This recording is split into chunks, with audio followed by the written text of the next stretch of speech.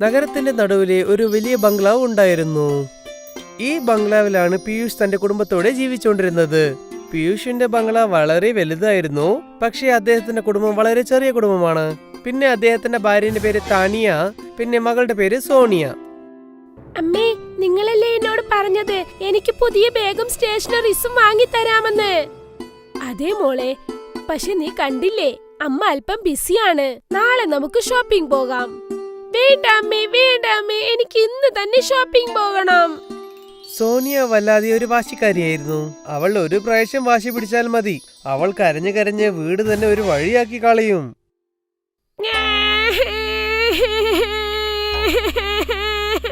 അയ്യോ, എന്റെ ചെല്ലത്തിന് എന്ത് സംഭവിച്ചോ? എന്തിനാ കരയുന്നത്? അമ്മയാണ് എന്നോട് പറഞ്ഞത് ഇന്ന് എനിക്ക് പുതിയ ബാഗും സ്റ്റേഷനറീസും വാങ്ങി തരാമെന്ന്. പക്ഷെ ഇപ്പോൾ അമ്മ പറയുന്നു ബിസിയാണെന്ന്. ഇതാണോ കാര്യം? ഞാനുണ്ടല്ലോ, ഇതൊക്കെ ഞാൻ വാങ്ങിത്തരാം, ഒന്നും വിഷമിക്കണ്ട. ഇല്ല അച്ഛാ, നിങ്ങൾ എല്ലാ സാധനങ്ങളും ഓൺലൈനിൽ ഓർഡർ ചെയ്യും. എനിക്ക് എല്ലാ സാധനങ്ങളും നേരിൽ ചെന്ന് വാങ്ങണം ഇപ്പൊ തന്നെ. താനിയ, നീ കൊച്ചിനെ കൊണ്ടിട്ട് പോ മോളെ. പോയിട്ട് വരാം. പക്ഷെ നിങ്ങൾ കണ്ടില്ലേ, എനിക്ക് ദിവസം മുഴുവൻ ജോലിയാണ്. ഒരു ജോലിക്കാരി അന്വേഷിച്ചിട്ട് പോലും കിട്ടുന്നില്ല. അത് ശരി, ഞാനും പറയാൻ മറന്നുപോയി. എന്റെ ഗ്രാമത്തിൽ അറിഞ്ഞ ഒരു പാവപ്പെട്ട പെണ്ണ് എന്നെ പോകുന്ന വഴിയിൽ കണ്ടിരുന്നു. ആ പെണ്ണ് ജോലി നോക്കിക്കൊണ്ടിരിക്കുകയായിരുന്നു. നമുക്കും ഒരു മെയ്ഡ് വേണം നീ പറഞ്ഞിരുന്നില്ലേ? ഇന്ന് ഞാൻ അവരോട് ഇങ്ങോട്ട് വരാൻ പറഞ്ഞിരുന്നു. അപ്പോഴാണ് ഡോർ ബെല്ല് അടിച്ചത്. താനിയ അവരെ വരാൻ പറഞ്ഞിരുന്നു. ഗീത തന്റെ മകളെയും വിളിച്ചിട്ട് അകത്തേക്ക് വന്നു. വരൂ ഗീതേച്ചി. താനിയ, ഞാൻ പറഞ്ഞില്ലേ അവരിവരാണ്. ഇവർ നമ്മുടെ ഗ്രാമത്തിൽ ചേർന്നവരാണ്. ഇവര് ഇന്ന് തന്നെ നീ ജോലിക്ക് ചേർത്തോളൂ. ശരി. താനിയ തന്റെ വീട്ടിലുള്ള എല്ലാ ജോലി കാര്യങ്ങളും പറഞ്ഞു കൊടുത്തു. കണ്ടില്ലേ, എല്ലാ പ്രശ്നങ്ങളും തീർന്നു കഴിഞ്ഞു. നീ സോണിയെ മാളിലേക്ക് കൊണ്ടുപോയിട്ട് എല്ലാ ഷോപ്പിംഗ് ചെയ്തിട്ട് വന്നേക്ക്. ഗീത ചേച്ചി വീട്ടിലുള്ള എല്ലാ കാര്യങ്ങളും ശുദ്ധം ചെയ്തോളും. അതുമല്ലാതെ ഞാനിവിടെ ഉണ്ടല്ലോ. ശരി. ഹേ, ഞങ്ങൾ ഷോപ്പിങ്ങിന് പോകുന്നു. സോണിയ വളരെ സന്തോഷത്തിലായിരുന്നു. അവൾക്ക് പുതിയ സ്കൂൾ ബാഗ്, പിന്നെ കോമ്പസ് ബോക്സ്, ടിഫിൻ ബോക്സ് എല്ലാം വാങ്ങാൻ വേണ്ടി പോയിരുന്നു. കുറച്ചു നേരത്തിൽ ടാനിയും സോണിയും റെഡിയായിട്ട് കാറിൽ ഷോപ്പിങ്ങിലേക്ക് പുറപ്പെട്ടു. പിന്നെ ഗീതയും രാധയും വീട്ടിലുള്ള സ്ഥലങ്ങളൊക്കെ ക്ലീൻ ചെയ്യാൻ തുടങ്ങി. ഗീതേച്ചി, നിങ്ങൾ ഇവിടെയുള്ള സെർവന്റ് ക്വാർട്ടേഴ്സിലേക്ക് താമസിക്കാം. ഞാൻ ടാനിയടുത്ത് എല്ലാ കാര്യങ്ങളും പറഞ്ഞിട്ടുണ്ട്. വളരെ വളരെ സന്തോഷമുണ്ട് സാറേ. ഗീത ഒരു വിധവയായിരുന്നു. പിന്നെ ഗ്രാമത്തിലെ അവർക്ക് ജീവിക്കാൻ വേണ്ടി വല്ലാതെ കഷ്ടത്തിലായിരുന്നു. അതുകൊണ്ട് അവൾ ജോലി തേടി നഗരത്തിലേക്ക് വന്നു. വന്നപ്പോൾ തന്നെ അവൾക്ക് ജോലിയും പിന്നെ താമസിക്കാൻ സ്ഥലവും കിട്ടിക്കഴിഞ്ഞു. വൈകുന്നേരം സോണിയയും ടാനിയും വന്നു. സോണിയന്റെ കയ്യിൽ ഏകപ്പെട്ട ബലൂണും പിന്നെ പർച്ചേസ് ഐറ്റം ഉണ്ടായിരുന്നു. പിന്നെ കുറെ സാധനങ്ങളും ഉണ്ടായിരുന്നു. എന്താ ഇത്? നിങ്ങൾ രണ്ടുപേരും ബാഗ് വാങ്ങാനല്ലേ പോയിരിക്കുന്നത്? വാങ്ങിയല്ലോ, ഇത് കണ്ടോ?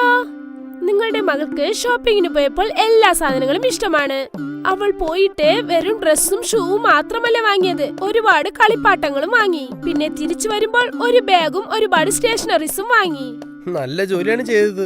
ബാഗ് എന്തായാലും വാങ്ങിയല്ലോ, ഇല്ലെങ്കിൽ നിങ്ങൾ വീണ്ടും പോകേണ്ടി വന്നേനെ. ഗീതയും രാധയും അവരെ തന്നെ നോക്കിക്കൊണ്ടേയിരുന്നു. രാധയുടെ ശ്രദ്ധ ആ കോമ്പസ് ബോക്സും പിന്നെ അവരുടെ ബാഗിലായിരുന്നു തന്നെ. ഗീത അവരുടെ അടുത്തുള്ള വാങ്ങിയ എല്ലാ സാധനങ്ങളും എടുത്തിട്ട് അവരുടെ മുറിയിലേക്ക് വെച്ചിട്ട് പോയി. രാത്രി ഗീതയും രാധയും സെർവന്റ് ക്വാർട്ടേഴ്സിലേക്ക് പോയി. അമ്മേ, അവരുടെ വീട് എത്ര വലുതാണ്. ശരിയാണ് മോളെ, അവർ പണക്കാരല്ലേ. അമ്മേ, എനിക്കും സോണിയുടെ കയ്യിലുള്ളതുപോലെ സ്കൂൾ ബാഗും പെൻസിൽ ബോക്സും വേണം. പാടില്ല മോളെ, ഇത്രയും വലിയ വലിയ ആഗ്രഹങ്ങളൊന്നും വേണ്ട. ഇപ്പോഴാണ് കഷ്ടപ്പെട്ടൊരു ജോലി കിട്ടിയത്. എല്ലാം ശരിയായാൽ ഞാൻ നിന്നെ പഠിപ്പിക്കാം, മനസ്സിലായോ? ശരി അമ്മേ. അമ്മേ, നമ്മുടെ കയ്യിൽ കാശ് വരുമ്പോൾ നിങ്ങൾ തീർച്ചയായും എന്നെ പഠിപ്പിക്കുമോ? അതെ, തീർച്ചയായും. ഗീത വളരെ സന്തോഷത്തിലായിരുന്നു. നഗരത്തിൽ വന്ന ഉടനെ അവൾക്ക് നല്ല ജോലിയും കിട്ടി. അടുത്ത ദിവസം ഗീതയും രാധയും വീട്ടിൽ ജോലി ചെയ്തുകൊണ്ടിരിക്കുകയായിരുന്നു. രാധ പെറുക്കിക്കൊണ്ട് തന്നെ സോണിയുടെ മുറിയിലകത്തേക്ക് പോയി. ആ ടേബിളിന്റെ മുകളിൽ അതേ ബാഗ് ഉണ്ടായിരുന്നു. രാധയുടെ നോട്ടം ആ ബാഗിൽ തന്നെയായിരുന്നു. എത്ര മനോഹരമാണ് ഈ ബാഗ്. എന്റെ കയ്യിലും ഇങ്ങനെ ഒരു ബാഗ് ഉണ്ടെങ്കിൽ ഞാനും സ്കൂളിലേക്ക് പോകുമായിരുന്നു. രാധ ആ ബാഗ് തൊട്ടപ്പോൾ അതേ സമയത്ത് സോണിയും അകത്ത് വന്നിരുന്നു. നീ ഇത് എന്ത് ചെയ്യുകയാണ്? ഈ ബാഗ് എന്റേതാണ്. ഞാൻ പിന്നെ വെറുതെ ഞാൻ ശ്രദ്ധിച്ചുകൊണ്ടിരിക്കുക. നീ എന്റെ ബാഗും എന്റെ സാധനങ്ങളും നോക്കിക്കൊണ്ടേയിരിക്കുന്നു. ഇനി എന്റെ സാധനങ്ങളിൽ തൊട്ടാൽ ഞാൻ നിന്നെ വെറുതെ വിടില്ല. സോണിയ രാധനെ വല്ലാതെ ചീത്ത പറഞ്ഞു. നീ ഞങ്ങളുടെ വീട്ടിലെ ജോലിക്കാരിയാണ്. ജോലിക്കാരി മാത്രം നോക്ക്. ഞാൻ എന്തെങ്കിലും നിന്നോട് ചോദിച്ചാൽ നീ ഓടി വന്ന് അതെനിക്ക് നൽകണം. ശരി. സോണിയ രാധേനടുത്ത് മോശമായ വിധത്തിലാണ് സംസാരിച്ചുകൊണ്ടിരുന്നത്. ഈ കാര്യം ഗീതയ്ക്കും അറിയാം. പക്ഷേ ഗീതയ്ക്ക് ഈ ജോലി വളരെ മുഖ്യമായിരുന്നു.